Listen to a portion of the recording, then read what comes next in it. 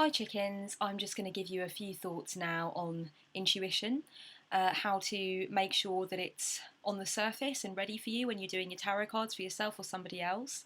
Sometimes it's a bit difficult to get those deep intuitive insights to rise to the surface, or it's a bit difficult to begin the reading because you feel like those insights are not coming to the surface and you feel a little bit kind of psychically naked and not ready to turn the cards over.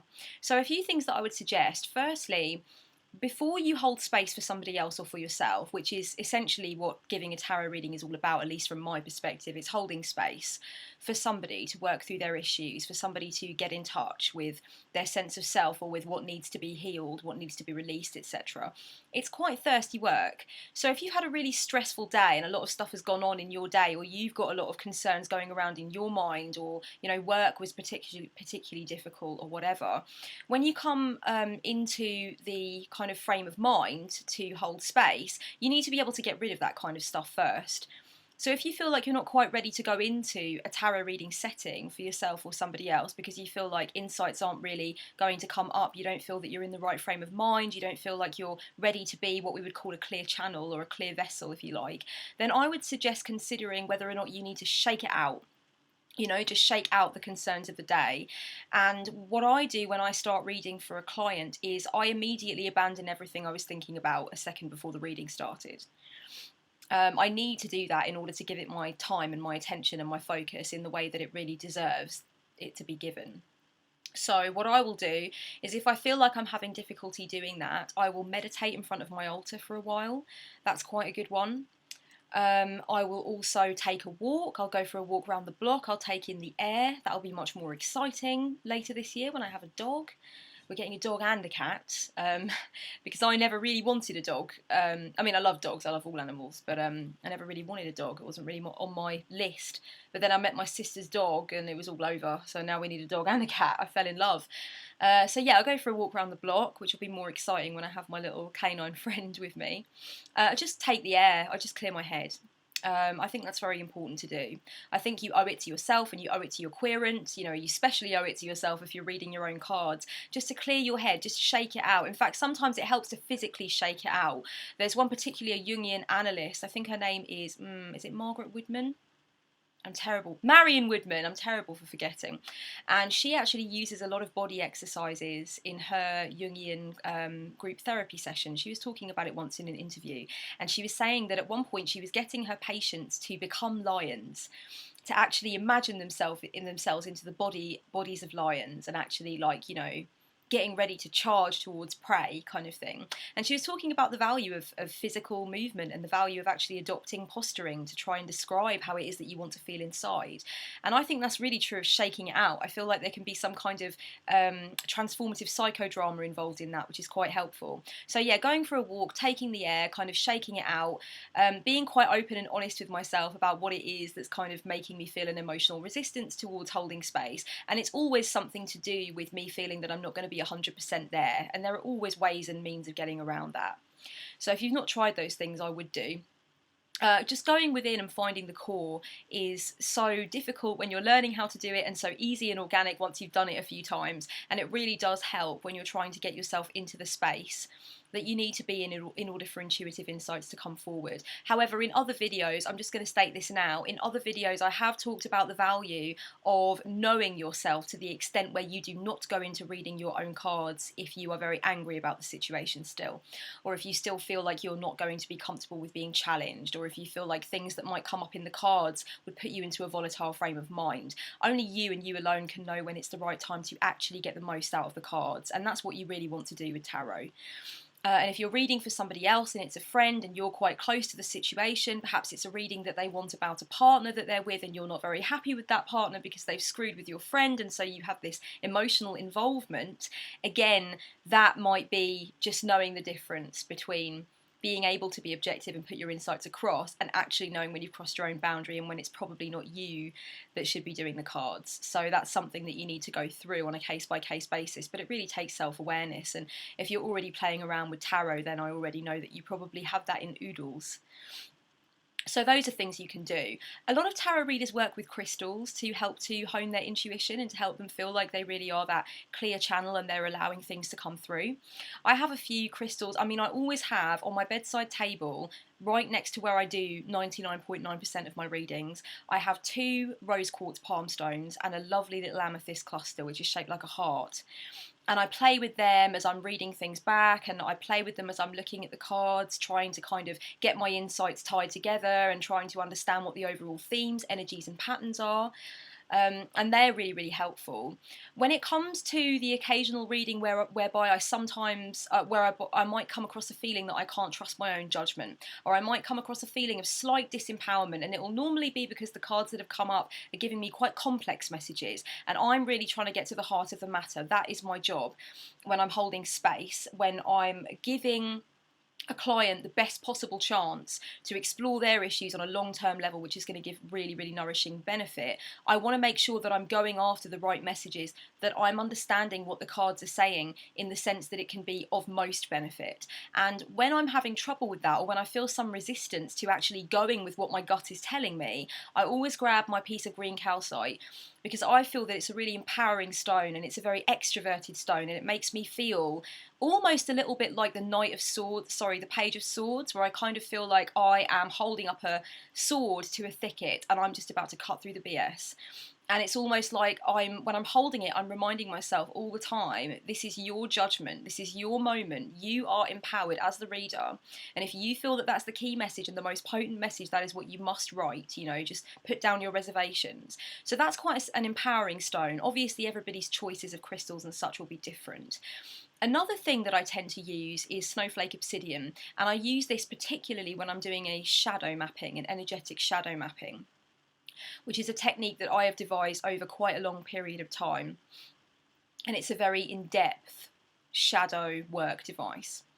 I'll always put a piece of snowflake obsidian on each corner of the shadow map itself before I actually go into the journeying state. And the reason that I do that is, for me, snowflake obsidian is a grounding stone, so it's sort of like that silver cord, I feel, between the astral and the physical. But the other reason that I do it is that I always feel like snowflake obsidian kind of looks like headlights in the foggy darkness, if anyone knows what I mean. Like, if you look at a piece of snowflake obsidian, doesn't it just look like headlights in the foggy wind and rain when you can barely see a thing, and then you kind of see this light of illumination? You could also think of it as like a light in a window. And what that always really plugs me into is it kind of plugs me into this moment where I feel like I am able to find that spot of illumination, which is insight, during a time where I feel like I'm in the dark and the insight may not come to me. So I like to kind of avoid that feeling completely by decorating the outside of my shadow map with snowflake obsidian before I go into the journeying state. And that's kind of almost like me giving myself a torch. So if you were going to go out and walk on the Yorkshire moors of an evening, you would take a torch with you, right? So that when everything got dark and gloomy and you needed to find your way back, you'd have a torch. For me, as an energetic shadow mapper, as a journeyer, as a witch, etc., snowflake obsidian is my little pocket torch. So that's another good one if you're worried about insights going into a reading, or if you feel during the reading that insights aren't quite coming to you, or you're not quite sure whether you're going from rational mind, ego mind, or spirit mind, almost where you're a vessel and the stuff comes through you. If you're worried about, getting too tangled up in rationalising and getting too tangled up with the pros and cons, green calcite and snowflake obsidian are my go-to stones. I would love to know what yours are. All the tarot readers amongst you, Reiki healers, rune readers, whatever box you tick, just let us know below what your stones are, what you like to use, what's key for you, what's really useful to you, if that's something that you are into. Another thing that I wanted to discuss briefly in this video is the value of learning whether or not you are a partial turner or a whole turner. Like, do you want the whole thing at once, or do you want one card at a time? When somebody goes in to do a reading for themselves or for somebody else, they tend to find that insights come up more readily and come up in a less complex way, dependent upon whether or not they turn the whole spread over at once and kind of stand back and absorb, or if they turn one card over at a time and they allow themselves that few seconds to think, right, this is the card position and it's temperance reverse. This is the name of the card position and it's the Three of Cups. And they give themselves that few little moments. to have a bond with each card individually and kind of get a handle on each card individually. It's that grounding.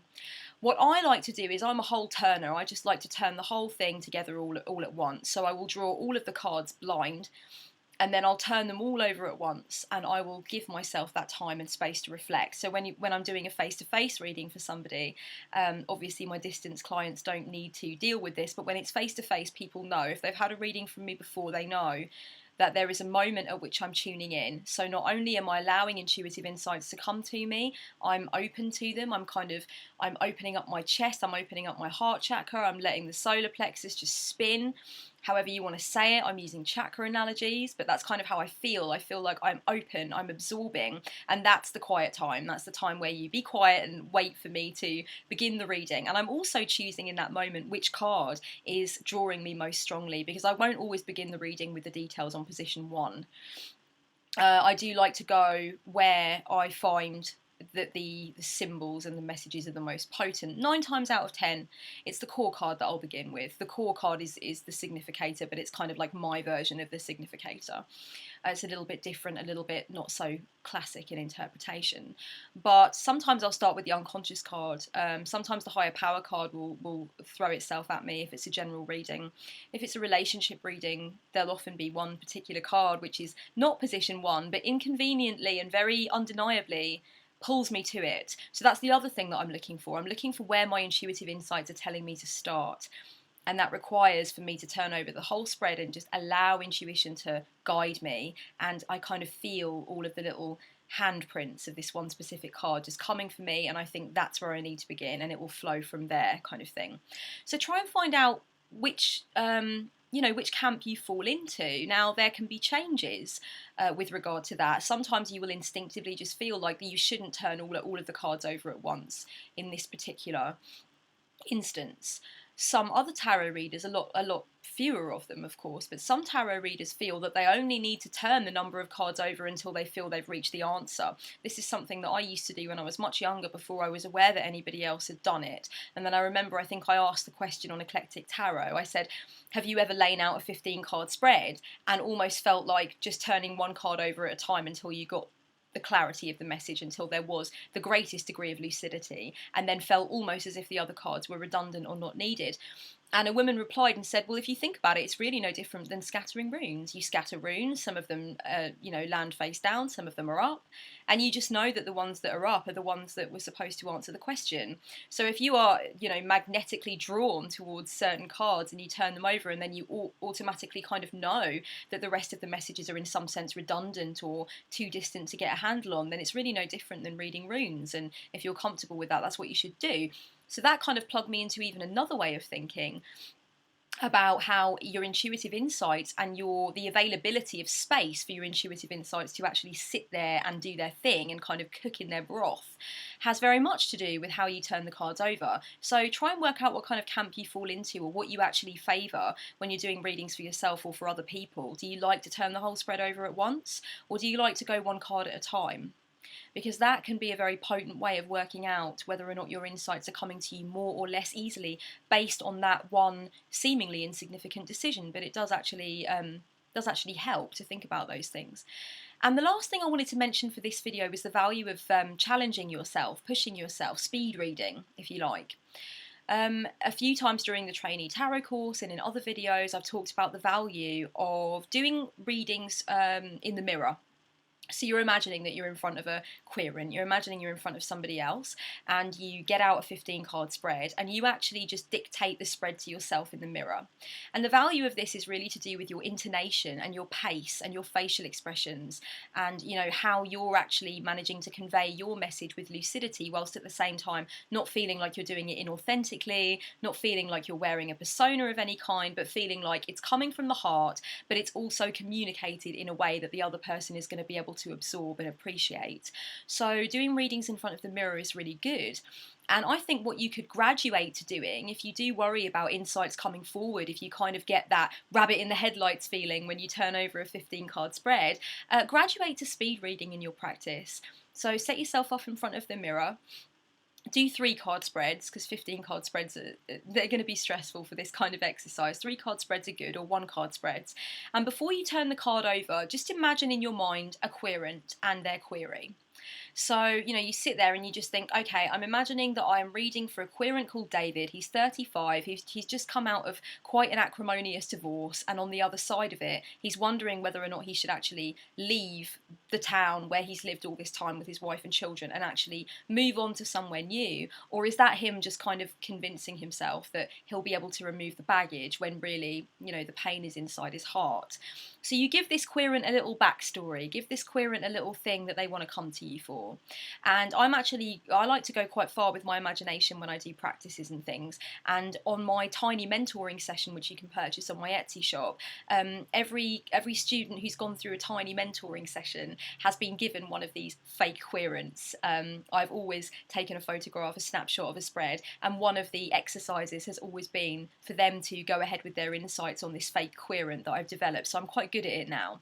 But if you're not that comfortable with developing querents, you can just do something really quick and simple, like just sit there with the cards and think to yourself, her name is Sandy, she's 25, and it's a career issue.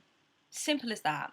Turn over the 3 card spread and don't stop. Don't think. It's like automatic writing. If you've ever done automatic writing, this is going to be no different. You're going to time yourself, or you're going to just keep going until your insights run out and just talk it through. So it's a speed read. Okay, so unlike the first exercise where you're looking at intonation and you're looking at pace and you're looking at speech and wording, etc., with this one you are literally focusing on how quickly you can get something out of you. And what this does is it actually shows you how empowered you are as a reader and how in touch you are with the messages. Now, I'm not suggesting in any world that you speed read in front of a real querent or that you speed read for yourself. That would be incredibly counterintuitive.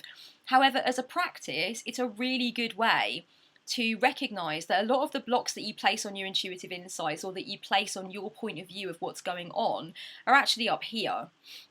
You're actually kind of convincing yourself, or you're talking yourself out of legitimising your own intuitive insights, when in fact you need to be strong in your core, you need to be empowered, and you need to remind yourself you are the reader and you are the vessel, and they are your intuitive insights. They're what make a meal of it. So, you really need to, as you're holding space and as you're surrendering, as you're giving up everything you've got to this client, querent, friend, yourself, someone who's come to you or you coming to you, you are holding space, but at the same time, you need to know that you're in the centre of your metaphysical universe. You are the one that signs off, in a sense. You are the one whose intuitive insights need to come to the surface, and you need to permit yourself to do that. So if you're constantly second guessing yourself and taking power away from yourself and surrendering power to this idea that it's not going to be quite right, or maybe you shouldn't say that, speed reading is really good because it kind of forces your hand a little bit, and it just gets you flowing more, and it gets you realising how quickly things do come to mind without you even thinking logically or rationally. And that's really the seed of intuition in a great deal of cases. It's when you've weighed out all the pros and cons of a situation, when you've rationalised it, when you've made it logical, a lot of times intuition will still make the choice for you. And it's the same with tarot. You can sit there for an hour thinking, should I say that? But in connection with that card, it seems like it could be that, but I don't want to be wrong, but I could be right. Speed reading will train you to actually go with the first message. And quite often you will find that it will take you to some incredibly nurturing places because it was the right thing to do. It was the right way to go. I think I've exhausted my ways of explaining what I'm trying to say now, but for anyone who is struggling with inviting insights or with trusting their insights, I very much hope this was helpful. Much love, blessed be.